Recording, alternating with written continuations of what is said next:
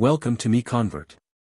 In this tutorial, I will show you how to convert DXF files to 3MF format, completely free and online. Open your browser and search for DXF to 3MF MiConvert.com. Click on the first result to go straight to the converter. You are now on the DXF to 3MF converter page. The interface is clean and easy to use. Let's upload a file. Click the Choose File button. A file picker will open.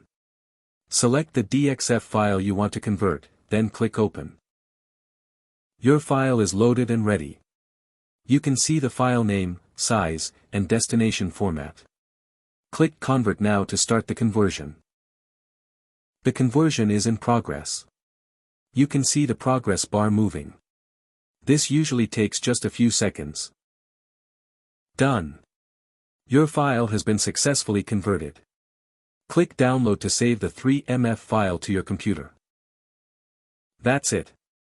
Visit MiConvert.com for more free conversion tools. Subscribe for more tutorials.